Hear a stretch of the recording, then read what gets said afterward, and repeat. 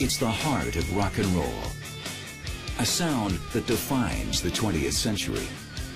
So it's hard to believe that guitarists used to fade into the background. Until one of them made it his mission to stand out in the crowd. It's 1929 in LA, where Hawaiian music is all the rage on the vaudeville circuit, and where a dapper young guitarist named George Beecham is trying to make a name for himself. If you look at a picture of George Beecham, you see a very urbane, sophisticated, very, very well-dressed, handsome young man. He looks very much the part, you know. He was a partier. He loved a good time. He's very generous, and he made friends. In George's day, bands are getting bigger and louder. That's a problem for the guitar players because they're getting drowned out by the other instruments. And unless guys like George can find a way to pump up the volume, they'll never make a decent living. Volume was everything, because if you can't be heard, you're not worth as much. You want to play loud so people could hear you, and you want to play loud so that you could be somebody in the band rather than the robot in the back plunking out the rhythm. George tries hooking into a microphone and turning up the volume. But that creates nasty feedback, a sure way to turn off your fans. So George tries something else. He goes to a local violin shop where he and the owner experiment, inserting 3 aluminum cones into the body of the guitar. This makes the instrument resonate more loudly. The new guitar, known as a tricone, is a big hit with musicians. But George wants something even better. He thinks the solution is electrical, not mechanical, and that another kind of music machine might contain the technology he's looking for. The phonograph, invented in the late 1800s, works on the principle of electromagnetics. Grooves in the record cause a needle to vibrate. That vibration is picked up by a magnet wrapped in coils of conductive wire. This electromagnetic pickup translates the vibrations into electrical signals, which are sent to a loudspeaker that can boost the sound to any level you want. George is excited. What if he could build that same concept into a guitar? To see if the basic idea could work, he builds a 1-string test unit with a 2x4. Then he removes the electromagnetic pickup unit from his record player, takes it apart, and incorporates it into this crude instrument.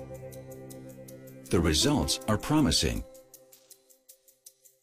So he goes on to experiment with different shapes and sizes of magnets. He decides that a horseshoe-shaped magnet works best, because a powerful magnetic force can be created within the horseshoe itself. He represents that sort of American Yankee ingenuity who's going to fix anything with a pickaxe handle and some baling wire, and he had that kind of can-do attitude. Next, George enlists a friend to build a proper guitar prototype. Over several weeks, a unique new instrument takes shape, called the frying pan.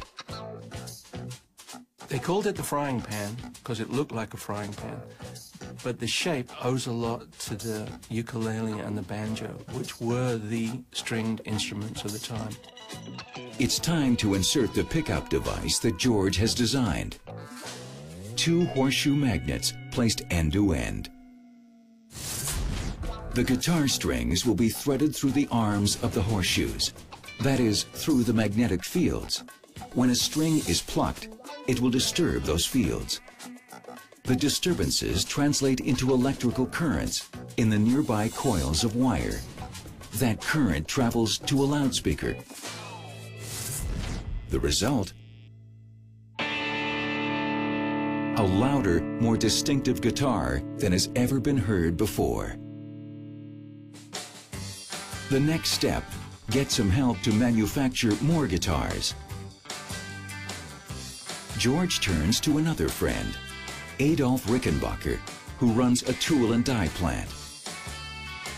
He goes to Adolf Rickenbacker because Rickenbacker is a craftsman, and Rickenbacker is a guy that works with his hands. George Beecham is a musician and a thinker and a dreamer. Rickenbacker is a straight shooter and a businessman. October 1931, they form a new company, Electrostring. But there's an unfortunate twist for George Beecham. His name doesn't look anything like it's pronounced. Bad for marketing. But Rickenbacker's name is already famous because his cousin is Eddie Rickenbacker, the legendary flying ace.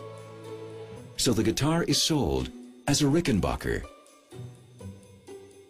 George Beecham is the invisible man in the story of the electric guitar because he couldn't put his name on the guitar.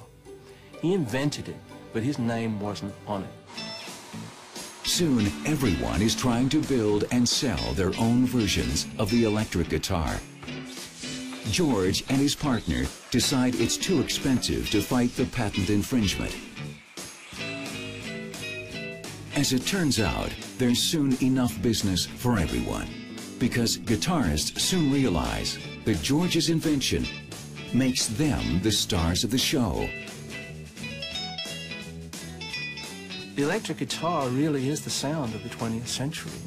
If we listen back, it was the sound that propelled rock and roll was that revolutionary event in popular culture that we still live with. The electric guitar didn't shake the world, it rocked the world. From Hendrix to Townsend, from Lennon to Richards, anyone who's plugged in and tuned up owes a piece of their legacy to George Beecham.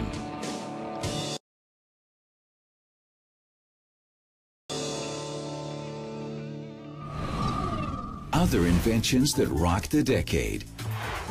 1933, the electron microscope magnifies our world. Using a particle beam of electrons instead of light, specimens become 2 million times larger than seen with the naked eye.